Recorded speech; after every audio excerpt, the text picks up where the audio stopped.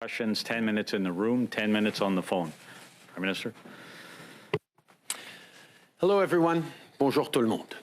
Je suis très content aujourd'hui d'être accompagné par la vice-première ministre Freeland. Accompanied by Deputy Prime Minister Freeland and Ministers Blair, Mendicino and Lametti.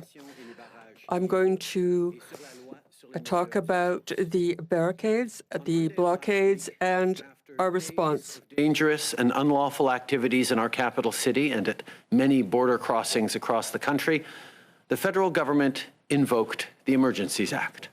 It was the responsible and necessary thing to do. We did it with three principles top of mind. First, restoring peace and order. Second, doing it the right way. And third, making sure that it was time limited. The first point, restoring peace and order in our streets and restoring confidence in our institutions was top of mind. Public safety, as well as jobs and the economy, were at risk. People were being harassed, small businesses were closing, factories were shutting down, and trade was halted at our borders. Here in Ottawa and in other places in the country, there is evidence of individuals wanting to undermine and even harm Canada's democracy. Their participation was believed to increase the potential for unrest and violence.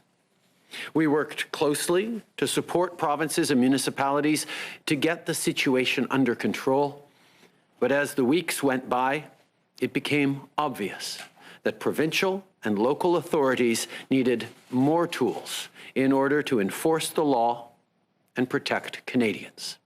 And that's exactly what the Emergencies Act provided to them.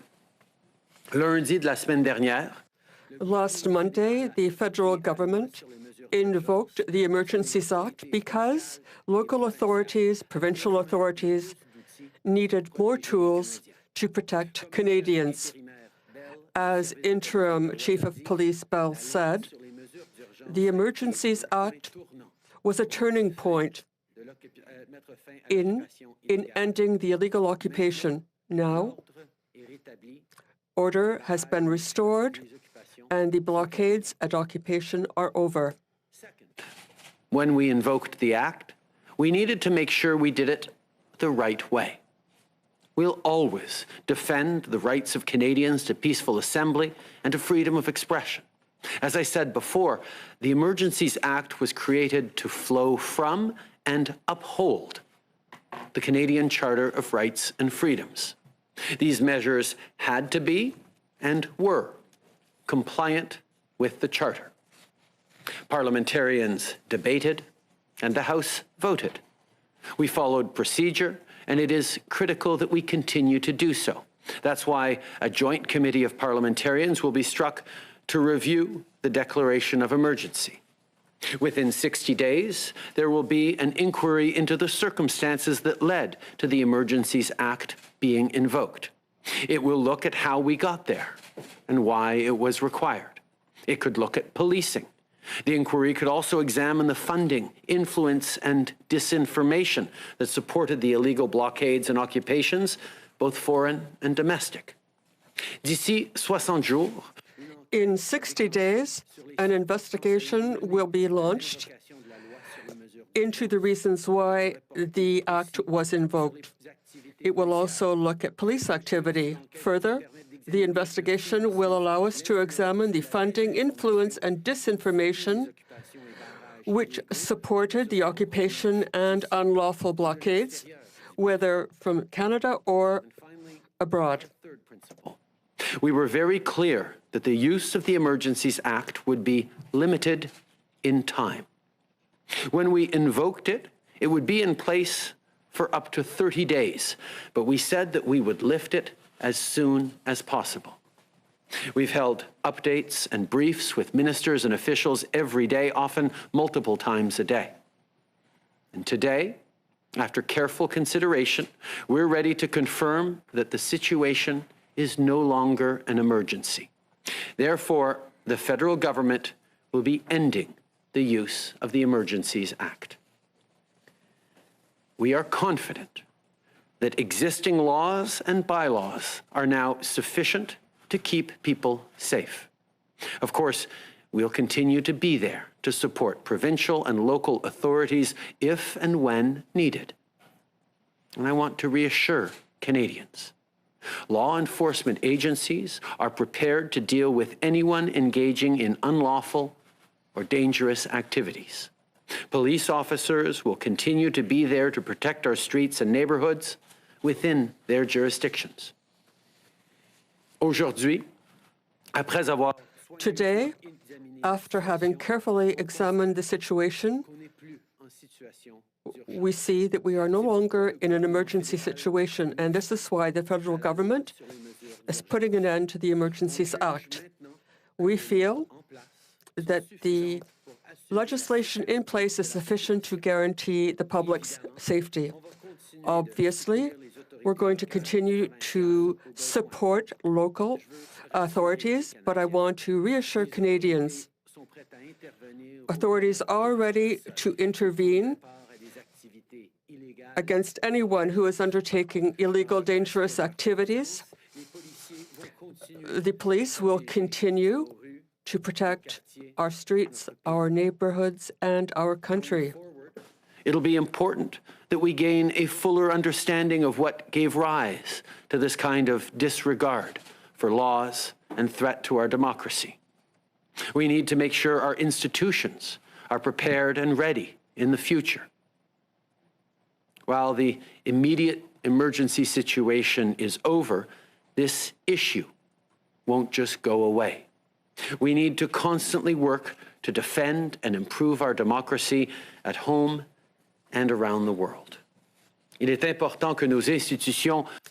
important that our institutions be prepared in the future and that we do the work necessary to improve our democracy. And we have a lot of challenges ahead of us. Let's remember that we're fighting a virus, not each other. Let's work together.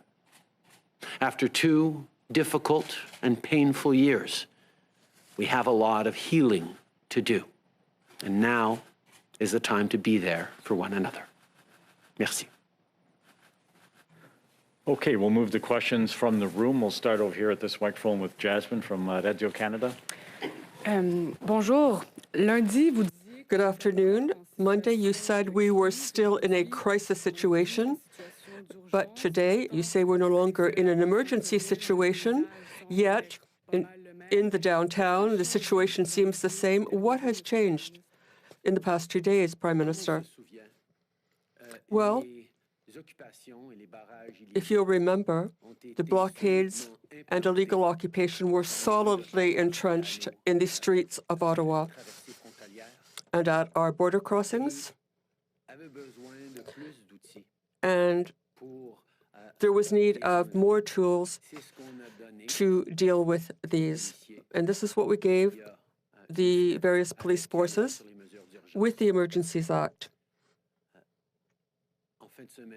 Over the weekend, we observed police activity here in Ottawa and elsewhere, and we saw that they had succeeded in restoring order and respect for law. Since Monday, as I said, we assessed, and this at every step, we assessed the emergency and threats that existed in the country. And this morning, we concluded, in consultation with the various police services and security experts, that the tools that our various police forces had in normal times were sufficient to continue to maintain law and order in the country once it had been restored. So, as was promised, we did not want to keep this legislation in place 1 minute longer than necessary, and this is why we are announcing that it has been ended. Well, we know that most demonstrators have gone, but there are still protests in Winnipeg, and we know that protests against health measures are not dead. do you maintain the right to use the Emergencies Act again? Answer. Over the past 2 days, it is the conversations we've had with experts, security experts, with our police services, with ministers, in order to make sure that we have the tools we need to deal with this threat, which remains. Even if there's no longer an emergency, the threat of illegal protests, of unlawful blockades, that threat remains. But we know that the police and existing legislation will be sufficient to prevent other occupations. CTV News. Prime Minister, within an hour's drive of where we are right now, there are at least 2 encampments of protesters. They are vowing to hold the line. They say they aren't going to back down, and there is a real concern of people in this community they're going to come back. Are you willing to invoke the act again if police can't properly respond to that eventuality, or in other places like in Winnipeg today where we see another protest headed downtown? As we know, over the course of a couple of weeks, the barricades and occupations got implanted to a level that we felt last Monday that we needed to give time-limited, proportional, reasonable, charter-compliant, extra tools to our authorities to be able to remove those barricades and those occupations. This past weekend, we saw that happen. And as of Monday, Ottawa was clear of occupations, and border crossings across the country were.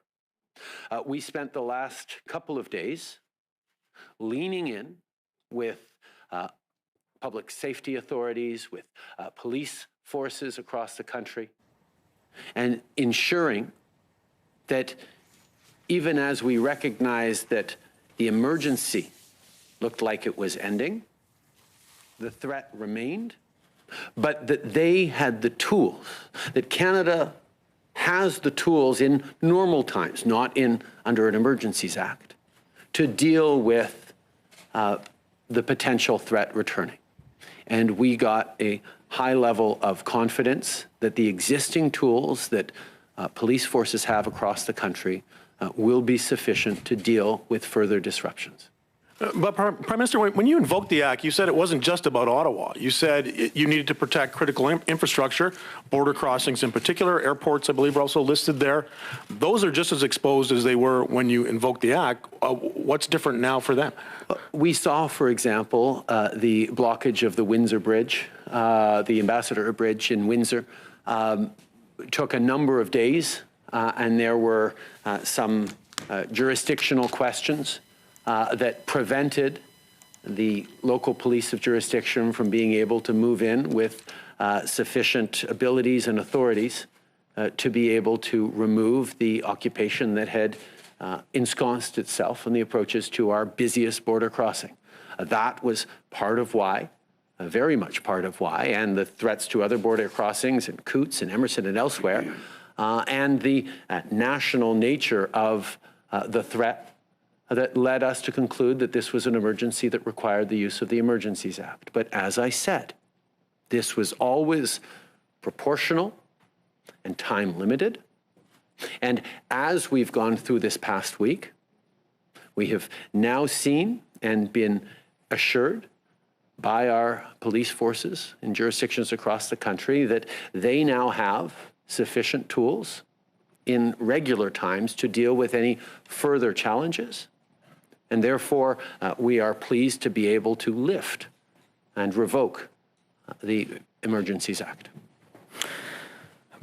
Monsieur le Premier ministre Boris Proulx du Devoir, est-ce que ça veut dire... Mr. Prime Minister Boris Proulx of Le Devoir, you're saying that these measures no longer apply. And what about the money that was frozen and the other things? Well, the emergency measures will be revoked as soon as the Governor General signs the proclamation, which should happen in the coming hours. And with respect to the end of other measures, yes, those measures will no longer be in effect, but they were in effect for 10 days, and any violations of the law that happened during those 10 days will continue to be followed up in our courts and our justice system. But I will give the floor to the Minister of Justice and then to the Minister of Finance. Merci, Boris. Comme le Premier ministre vient de... Thank you, Boris. As the Prime Minister just said, once the Governor General signs the proclamation of revocation, the emergency period is over. But between the period of the declaration and the revocation, any offenses committed are still offenses that will be treated as any other offenses in our justice system. Concernant les comptes, Concerning bank accounts, the process of unfreezing these accounts has already begun. As the RCMP announced, the RCMP has already asked banks to begin unfreezing these accounts because these accounts, bank accounts, were frozen to convince people who took part in the occupation and the illegal blockades to listen to reason. After this, we asked the banks to unfreeze these bank accounts. So the process had already begun, but as the Prime Minister said, after the Governor General's signature of the proclamation of revocation, the situation will end. I'd just like to stress that there are bank accounts that will remain frozen, but not because of the emergency measures. There will be other orders, court orders and others, and because of these orders, the bank accounts may be frozen. Well, are you saying that the parliamentary process in the House of Commons and the Senate are over so that all this can be validated post facto? The parliamentary process we witnessed at the House of Commons was because of the invocation of the Emergencies Act the week before. The Senate is a place that has its own processes and it takes its own decisions. But I believe the Minister of Justice can tell you more about this. Well, the revocation is such that the Emergencies Act is no longer in force. We don't need to have the Senate vote for this. They are masters of their own House. They may want to begin a debate on that. It's up to the Senate to decide.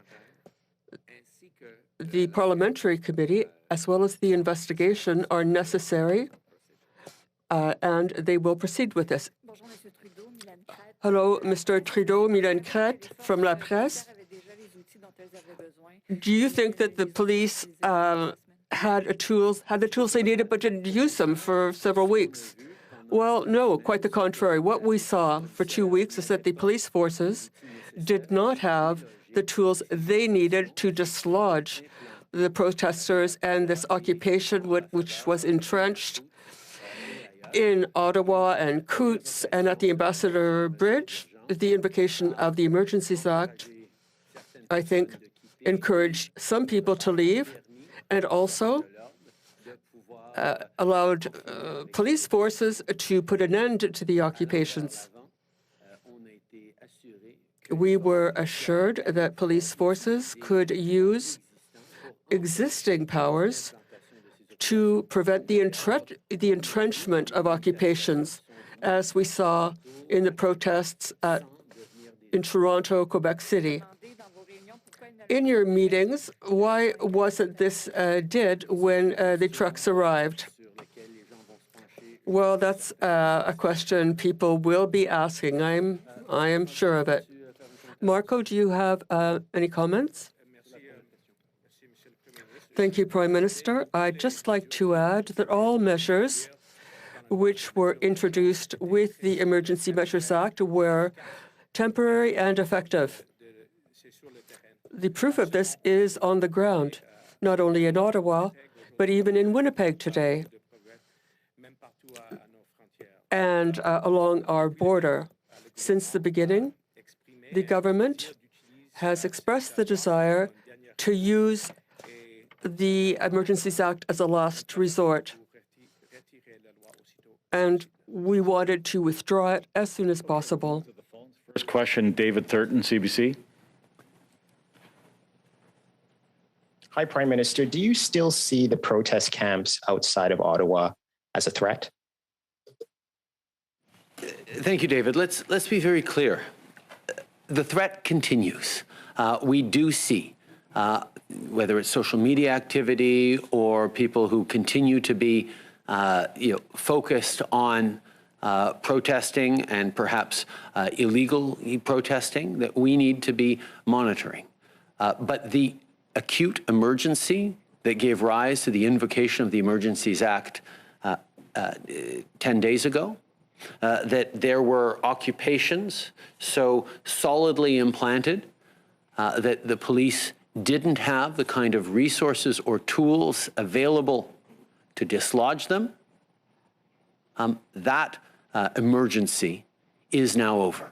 We spent the last 2 days hearing from law enforcement and from public safety experts who reassured us that the tools available to police to prevent further occupations, tools that were used quite effectively by police services in cities like Toronto and Quebec City over the past weeks, would be sufficient to prevent, even as people continue to threaten to restore blockades or occupations, it would be sufficient to use the tools regularly at hand for police services to prevent further emergencies.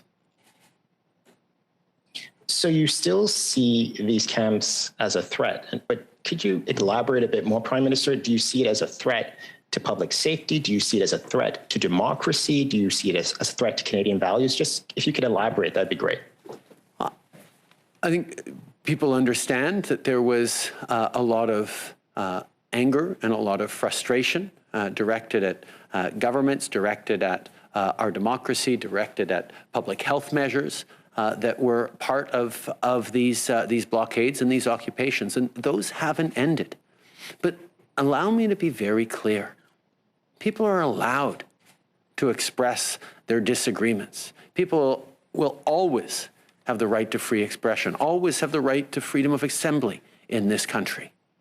What you don't have the right to do is to blockade your fellow citizens, to cause pain and disruption in the daily lives of thousands upon thousands of Canadians, to put jobs at risk across southwestern Ontario and indeed the whole country.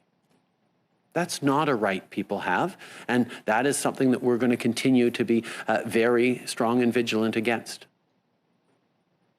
Moving on to Émilie Bergeron, La Presse Canadienne. Bonjour, Monsieur Trudeau. Good afternoon, Prime Minister. We've been hearing since yesterday, we've been hearing from various senators who are complaining that there is information that is confidential, which contributed to justifying the invocation of the Emergencies Act. And these senators feel uncomfortable with deciding whether this was justified. There will be a public investigation, and the committee which will be struck, well, can you guarantee that this committee will have access to this information which has hitherto been confidential? Well, we have committed to being transparent and open as much as possible with respect to recourse to the Emergencies Act. There will be a parliamentary committee struck, and senators will be able to follow up on the decisions made and the actions taken.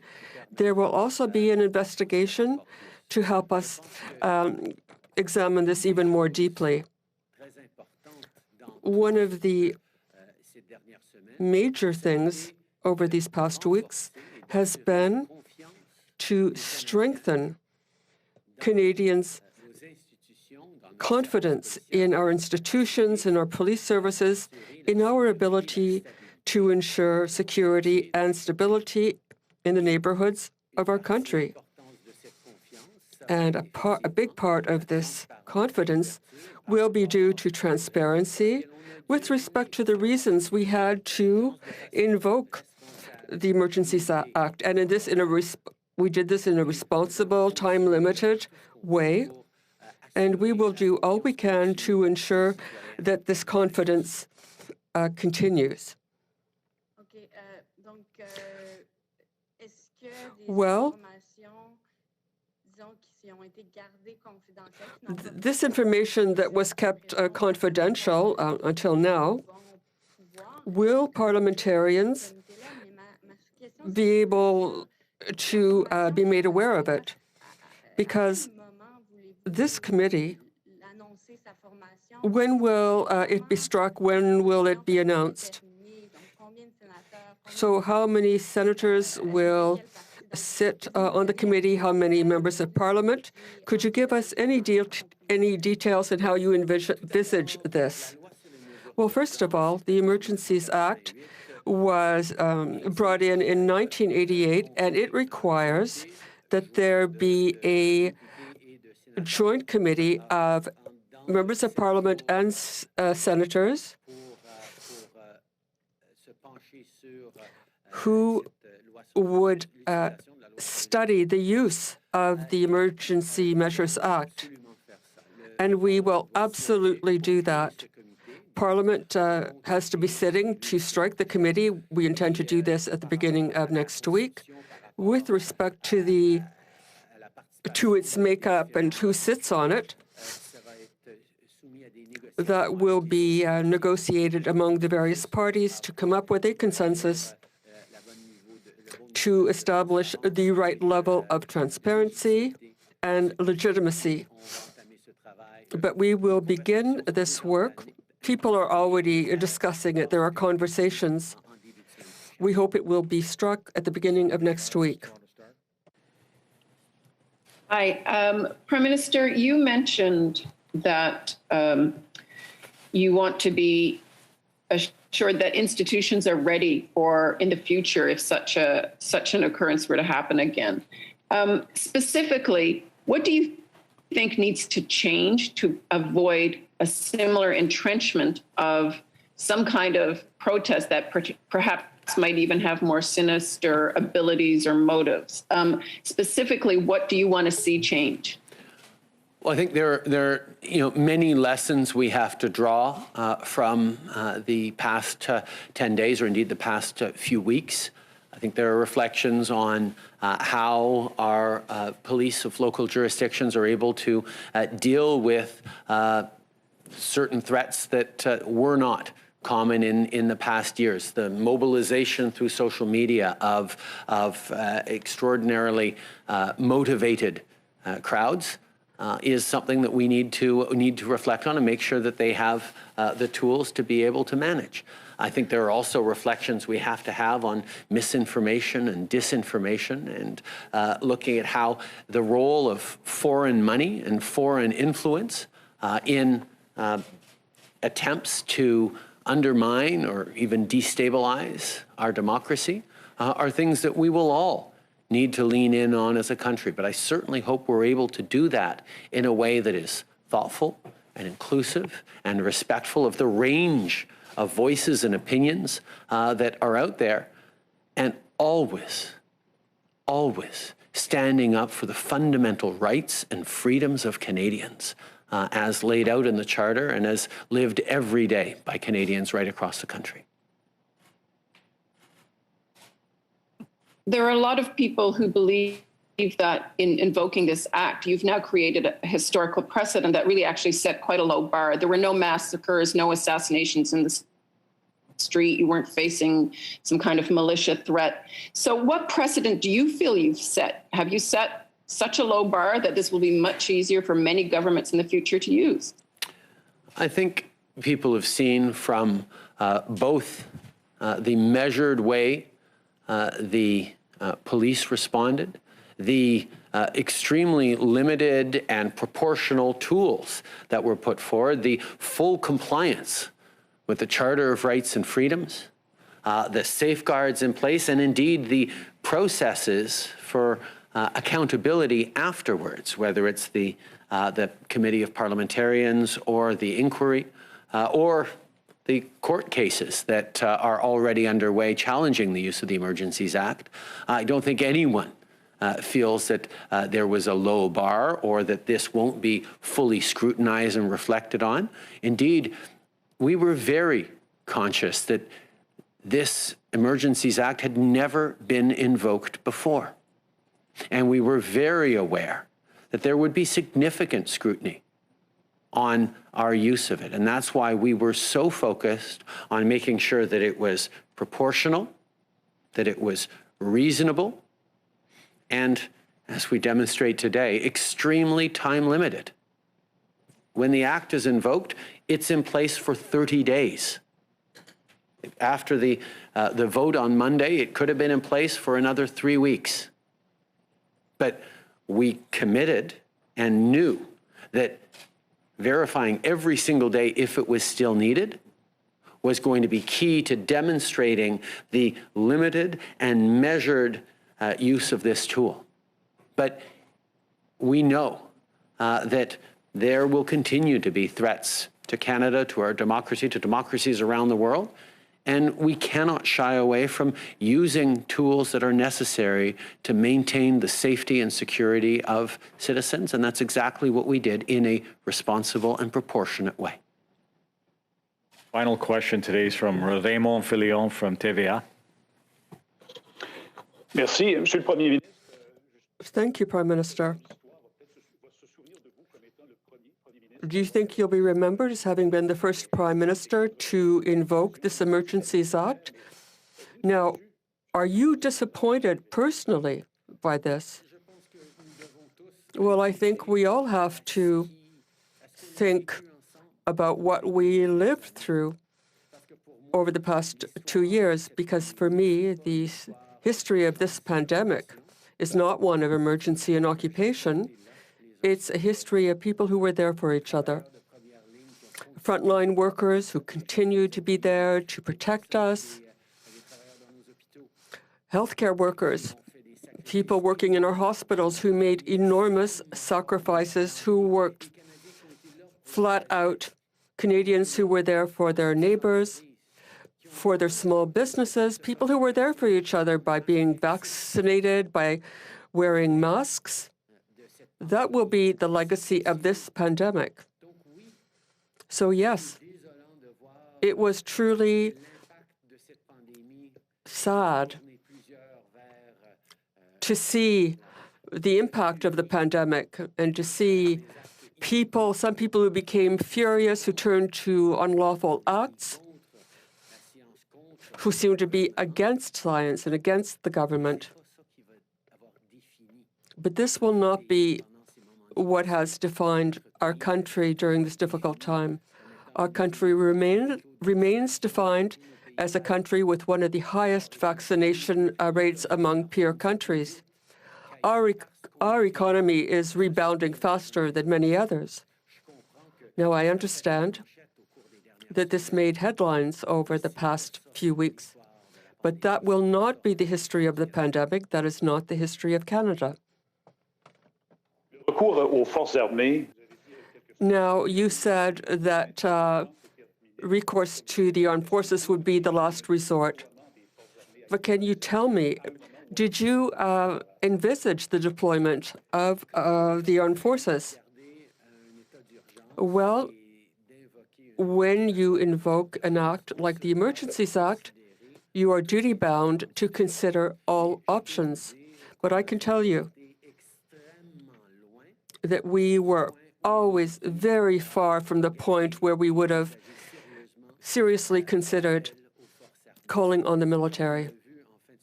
As we saw during the weekend here in Ottawa, the police forces that were there in great numbers showed extraordinary capability and impressive professionalism.